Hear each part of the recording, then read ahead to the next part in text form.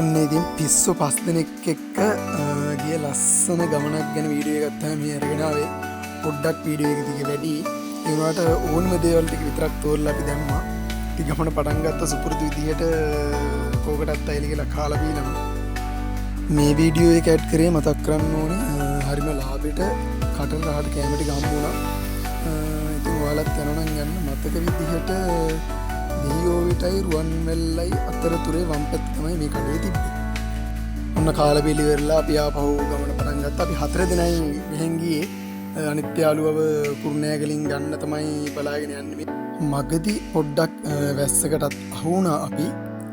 එහෙම යස්ස කාලා බීලා වැඩි වෙලා අතරමඟදී ආපහු පොඩ්ඩක් නවත්තන්න වුණා. මුනේ නට ගෙදරකින් වගේ එළියට එන්නේ සෙඩ්ඩේ ගොස් රූම් එකකින්. මුගේ පිටින් ඉතින් අනිත්‍යවත් එළිය පොඩ්ඩක් බැලුවා.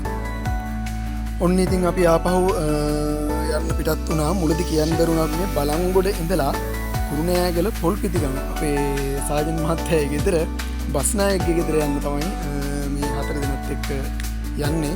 දැන් නම් ගොඩක්ම කිට්ටු කරලා ඉන්නේ අපි. ඔන්න පොල්පිටිගමදී අපි අපේ අනිත් යාළුවවත් ත්‍රිවිල් එකට එකතු කරගත්තා. පොල්පිටිගමින් අපි දැන් යන ලොකේෂන් එකට යන්න තියෙන ලස්සන අතුරු පාරක තමයි අපි දැන් මේ ගමන් කරන්නේ. අතරම වටපිටාව මාරම ලස්සනයි. ඔන්න අවසානයේ ඉතින් අපි තැනට ආවා. මේක සීසන් කාල දෙනම් මං හිතන්නේ වැඩිපුරම ෆොරිනර්ස්ලට එන්න හදපු තැනක්. අපි ගියනම් සීසන් කාලේ නෙමෙයි. අපේ යාළුවා මෙතන වැඩ කරන්න ඉන්න අයියා කෙනෙක්ව සම්බන්ධ කරගෙන ඒ හරහා තමයි අපි ඉතින් මෙතනට ආවේ. හරිම ලස්සන වටපිටාවක්. මදිපාඩුවකට කියලා තිබිච්ච දේත් අපිට මගදී හම්බුණා. ඔන්න දැන් අපි 5 දෙනෙක් නෙමෙයි 6 දෙනෙක් මෙතන මේ වගේ තව යාළුවෝ දෙන්නෙක් 3 දෙනෙක් හිටියා. නමුත් මෙයා අපිත් එක්ක ගමනේ ඉවරන කල්ම එකතු වෙලා හිටියා. අපි මේ යන්න හදන්නේ මේක කෙළවරේ තියෙනවා කියනකොට ලස්සන නාන්න පුළුවන් තැන. නාන්නත් බලාගෙන තමයි අපි ආවේ.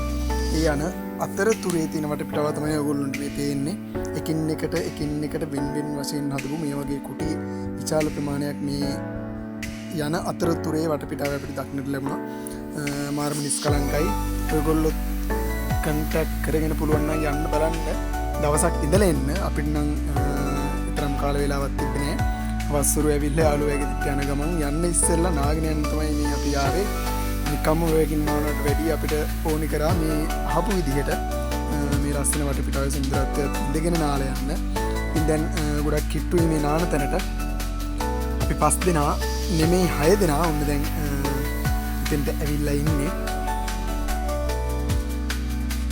ඉතින් මෙතෙන්ට කියන්නේ කුරුණෑගල පොල්පිටිගම උල්පතේ ගම කියලා. ඔයාලත් කවදා හරි යනවා නම් ඔන්න ඉතින් අපිත් එක්ක ආපු 6 වෙනි සමාජිකයා වෙලාසනින්ම වතුරට බහැලා මං හිතන්නේ අපිට පේනවා මෙතන නාන්න හොඳ තැනක් කියලා වෙන්න ඇති.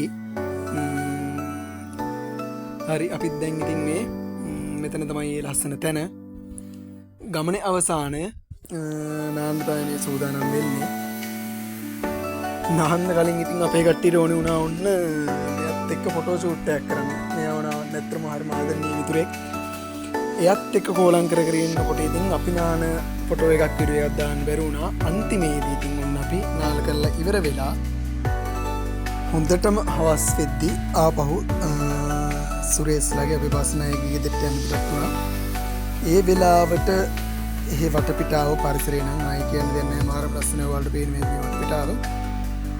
ඉතින් ඔන්න අන්තිමේදී කුරුණෑගල පොල්පිටිගමට ඇවිල්ලා උල්පතේ ගමින් නාලා සුරේස්ලාගේ ගෙදරට යනකොට මෙන්න මේ වගේ ලස්සන පාටියකුත් ඇරේන්ජ් කරලා තිබ්බා. ඉතින් බොහොම ස්තුතියි දක්වපු ආගන්තුක සත්කාරවලට සුරේස්. ඉක්මනටම ආයෙත් දවසක සෙට් එකත් එක්ක හම්බ වෙමු. ජය වේවා.